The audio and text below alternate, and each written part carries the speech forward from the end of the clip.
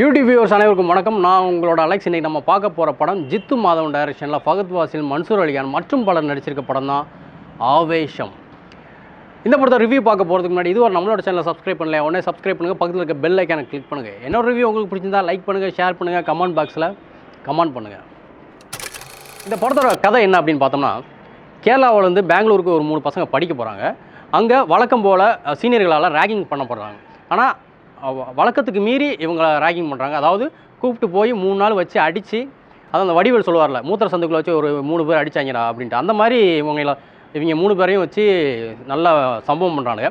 அதனால கோவம் அடிக்கிற அந்த 3 பேர் என்ன பண்ணுறாங்கன்னா, இவங்களுக்கு லோக்கல் சப்போர்ட் இருக்குது, அதனால தான் இவங்க இப்படி பண்ணுறாங்க, இவங்களை அடிக்கிற அளவுக்கு லோக்கல் சப்போர்ட் உள்ள ஆள் எனக்கு தேவை அப்படின்னு இந்த 3 பேர் முடிவு பண்ணி தேட ஆரம்பிக்கிறாங்க. எங்கெல்லாம் போய் தேடுறாங்கன்னா, வெறும் பாராக போய் தேடுறாங்க. பாரில் தான் அவங்க கிடைப்பாங்க அப்படின்னு. அப்படி ஒரு பாரில் வந்து எதர்ச்சியாக ஃபகத் வாசிலை சந்திக்கிறாங்க. ஆனால் ஃபஸ்ட்டு அவங்களுக்கு தெரியாது ஃபகத் வாசில் ஒரு பெரிய டான் அப்படின்ட்டு.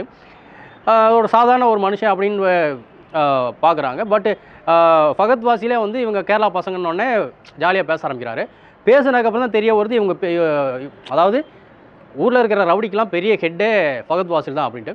அப்போது ஃபகத் வாசிலோட ஃப்ரெண்ட்ஷிப்பே கிடச்சதுக்கப்புறம் இவங்க என்ன பண்ணுறாங்க, இவரை வச்சு அந்த பசங்களை அடிச்சிடலாம் அப்படின்னு முடிவு பண்ணுறாங்க. ஆனால் எடுத்தோடனே சொல்லிடக்கூடாது அப்படிங்கிறதுக்காக கொஞ்ச நாள் பழகுறாங்க. கடைசியில் ஃபகத் வாசில் அந்த பசங்களுக்கு ஹெல்ப் பண்ணாரா இல்லையா, இந்த பசங்க படித்து காலேஜை முடிச்சுட்டு திரும்ப ஊருக்கு போனாங்களா இல்லையா அப்படிங்கிறது அந்த படத்தோட கதை. அதாவது ஃபஸ்ட்டு நம்ம ஃபகத் வாசிலை பற்றி பேசணும். இந்த குரங்கு குணமுள்ள குற்றவாளிக்கு ஈபிகோ 300 ஃபஸ்ட்டு இந்த படத்தோட ப்ளஸ் என்னென்னு பார்க்கலாம்.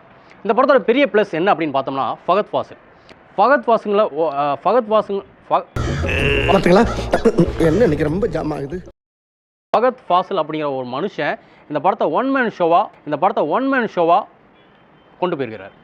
படம் முழுக்க அவர் தான். அதாவது ஸ்டார்டிங் இந்த பசங்க வந்து ஒரு 20 மினிட்ஸ் வராங்க. ஆக்சுவலாக 20 மினிட்ஸ் கழிச்சு தான் ஃபகத் வாசில் உள்ளே வராரு. ஆனால் அதுக்கப்புறம் அவர் அந்த படத்தை தாங்குறாரு இல்லையா, ஒன் மேன் ஆர்மி மாதிரி ஒரு பில்லர். அந்த படத்தோட மொத்த பில்லராகவே ஃபகத் வாசில் தான் இருக்கிறார். ஃபகத் வாசில் ஒரு கேரக்டர், இந்த மாரி படத்தில் வர கேரக்டர் மாதிரி ஊரெல்லாம் பில்ட் பண்ணிகிட்டே இருப்பானுங்க. இவர் வந்து அப்போ தான் பண்ணார், இதை பண்ணார், நமக்கு ஒரு டவுட், ஒரு உண்மையிலே இதை பண்ணாரா இல்லையா அப்படிங்கிற மாதிரி. ஆனால் அதில் கூட டவுட் இடையில தீரும், அடிப்பார். ஆனால் இந்த படத்தில் ஃபைட்டே பண்ண மாட்டார், சுற்றி இருக்கிறவங்க ஃபைட் பண்ணுவாங்க. முக்கியமாக ஃபகத் வாசில் கூட இருக்கிற இன்னொரு கேரக்டர் ஒருத்தர் பாவல. அந்த ஆள் வந்து எப்படி பார்த்தீங்கன்னா, அதாவது ஃபகத் வாசில் ஒரு ஆள் அடிக்கிறது ஒவ்வொன்றா இவர் கிராஸ் பண்ணுவார், மியூசிக் பயங்கரமாக போடுவாங்க. ஸோ ஃபகத் வாசில் ஒரு நடிப்பு அரங்க. நான் ஆல்ரெடி ஏற்கனவே ஒரு படத்தோட ரிவ்யூவில் அவர் சொல்லியிருந்தேன். அவர் பார்க்கும்போது நமக்கு எப்படி தோணுதுன்னா, அப்பா என்ன இப்படி நடிக்கிறாப்புல இந்த மனுஷன் அப்படின்ட்டு நமக்கு தோணுது. சீரியஸாக இந்த கேரக்டர் வேறு ஏதாவது ஹீரோ பண்ணியிருந்தால் இந்த அளவுக்கு வந்திருக்காது. ஃபகத் வாசிலுங்கிற ஒரு நடிப்பு அரக்கன் மட்டும்தான் இதை பண்ண முடியும். ஸோ அதை அப்படியே செம்மையாக பண்ணியிருக்காப்புல. நம்ம பார்க்கும்போது அப்படி பிரமிப்பாக இருக்குது. என்ன இந்த ஆள் அந்த ஸ்மைலில் ஒரு வில்லத்தனம், அந்த நம்ம ஜோக்கர் படத்தில் ஜோக்கர் சிரிப்பாப்புல, ஆனால் அதில் ஒரு வில்லத்தனம் இருக்கும் தெரியுமா, அந்த மாதிரி ஒரு விஷயத்த ஃபகத் வாசில் வந்து கொண்டு வராரு. அது உண்மையிலே ரொம்ப அழகான அதான் நமக்கு பிரமிப்பாக இருக்குது, என்னையா இப்படி இருக்காப்புல அப்படின்ட்டு. அதேமாதிரி இந்த படத்தில் ஃபகத் வாசில் தான் main hero, main villain, main comedian, just எல்லாமே. இந்த ரிவ்யூ பற்றி பேசணும்னா ஃபகத் வாசிலுக்குன்னு ஒரு ரிவ்யூ தனியாக போகணும். அவ்வளோ இருக்குது ஃபகத் வாசில் பற்றி பேசுகிறதுக்கு. அதே மாதிரி எனக்கு இந்த படத்தில் ரொம்ப பிடிச்ச ஒரு சீன், பொதுவாகவே ஒரு பெரிய ஹீரோவுக்கு மாஸ் ஓப்பனிங் சீன் எப்படி வைப்பாங்க, ஒரு 10 பேர் அடிச்சுக்கிட்டு ஓப்பன் பண்ணிவிட்டு ஒரு டோரை உடச்சிக்கிட்டு ஒரு கார் மேலே அப்படி ஜம்ப் பண்ணுறது, பைக்கில் அப்படி ரொட்டேட் பண்ணி நிற்கிறது, பேக்ரவுண்டில் பயங்கரமான மியூசிக் அப்படியே புழுதி பறக்கும். அந்த மாதிரி தான் நம்ம ஒரு மாஸ் சீன் எதிர்பார்ப்போம். அந்த மாதிரி தான் வைப்பாங்க. ஃபகத் வாசிலுக்கு இந்த படத்தில் மாஸ் சீன் எப்படி இருக்குன்னா, ஒரு பாத்ரூமில் இருக்கும். பாத்ரூமில் அந்த மாஸ் சீன், பாத்ரூமில் எப்படியா மாஸ் சீன் அப்படின்னு கேட்டால் சொல்கிறேன். அதாவது கத்தி இல்லாமல், ரத்தம் இல்லாமல், டயலாக் இல்லாமல், சத்தம் இல்லாமல், சின்ன ஒரு மியூசிக்கோட ஃபகத் வாசில் அந்த இடத்துல பயங்கர மாசு, தேட்டரில் விசில் பறக்குது. ஏன்னா அந்த சீன் அப்படி. இதை நான் சொல்கிறத விட நீங்கள் நேரில் போய் பாருங்கள், அப்போ தான் அந்த சீன் உங்களால் ஃபீல் பண்ண முடியும். அப்படி ஒரு மாஸ் சீனு. அப்புறம் நமக்கு வந்து நம்மளை ரொம்ப ஏங்க விடுறாங்க, எப்படா ஃபகத் வாசில் அடிப்பார். ஏன்னா ஃபகத் வாசில் இந்த படம் ஃபுல்லாக ஃபைட் பண்ணவே இல்லை. முழுக்க கூட இருக்கிற குண்டாஸு, அவங்க ஃப்ரெண்ட்ஸு அப்படி தான் அடிக்கிறாங்க. அதேமாதிரி இந்த படத்தில் ஒரு வயசான ஒரு கேரக்டர் பாப்பில் அவர் நம்மளை பயங்கரமாக சர்ப்ரைஸ் பண்ணுவார். என்ன காரணம்னா நீங்கள் படம் போய் பாருங்கள், அது உங்களுக்கு தெரியும். ஏன்னா நான் சொல்லிட்டேன்னா சர்ப்ரைஸ் உடஞ்சிடும். ஸோ பெரிய சர்ப்ரைஸ் அந்த வயசான ஒருத்தர் கூட இருப்பார் அவர். அடுத்து மன்சூர் அலிகான் ஒரு ஃபகத் வாசிலோட குருவாக வராரு. ஆனால் என்ன அதே மாதிரி ஒரு மாதிரி தண்ணி அடித்த அப்படின்ட்டு வராப்புல. ஸோ அது பெருசாக இல்லை. அப்புறம் இந்த 3 பசங்களும் ஃபகத் வாசிலுக்கு ஈக்குவலாக அல்டிமேட்டாக பண்ணியிருக்காங்க.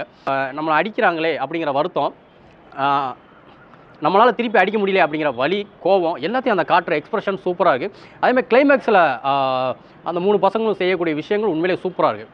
அப்புறம் இந்த படத்தோட மியூசிக், இந்த படத்தோட ப்ளஸ் இன்னொரு விஷயம் என்னன்னா மியூசிக். இப்போ மஞ்சுமல் பாய்ஸில் ஒரு சாங் வந்துச்சு இல்லையா, ரேப் சாங், அந்த மாதிரி இதில் ஒரு ரேப் சாங் இருக்குது. ஒருவேளை மஞ்சுமல் பாய்ஸ்க்கு முன்னாடி இந்த படம் வந்துருந்துச்சுன்னா அந்த ரேப் சாங் தான் இப்போ எல்லா இடத்துலையும் ஓடிட்டு இருந்திருக்கும். அந்தளவுக்கு ஒரு அழகான ரேப் சாங். அப்புறம் இந்த படத்தோட இன்னொரு பெரிய ப்ளஸ் என்னென்னு பார்த்தீங்கன்னா கேமராமேன் பிச்சு எடுத்துருக்காப்புல. ஒவ்வொரு மூமெண்ட்டும், ஒவ்வொரு சீனும், ஒவ்வொரு சீக்வன்ஸையும் சூப்பராக செதுக்கி எடுத்திருக்காப்புல. So camera ultimate. முக்கியமாக ஒரு விஷயம் சொல்லணும்னா கிளைமேக்ஸ் ஃபைட் சீனும் சூப்பராக எடுத்திருக்காரு. இந்த படத்தோட மைனஸ் என்ன அப்படின்னு பார்த்தோம்னா, படம் முழுக்க வெறும் பார்லேயே போகுது. அது ஒரு மாதிரி நமக்கு ஒரு மாதிரி அன்கம்ஃபர்டபுளாக இருக்குது. படம் ஃபுல்லாக பாருக்குள்ளே நமக்கு இருக்கிற மாதிரி, அது பசங்க பக்கத்து எல்லாம் பாரு, சரக்கு அப்படியே தான் போயிட்டே இருக்குது. ஸோ இந்த ஒரு விஷயத்தை தவிர இந்த படத்தில் வேறு மைனஸே கிடையாது. படம் சூப்பராக இருக்குது. அதனால தான் இந்த படம் இத்தனை நாள் ஆக்சுவலாக ஓடிட்டுருக்கு. இந்த படத்தோட பெரிய ப்ளஸ் என்னென்னா இதுதான். ஸோ ஓவரால் இந்த படம் ஒரு full fun action package. So எல்லோரும் போய் கண்டிப்பாக தேட்டரில் போய் படம் பாருங்கள். சூப்பர் படம். அடுத்த ரிவ்யூவில் மீட் பண்ணலாம். பாய்.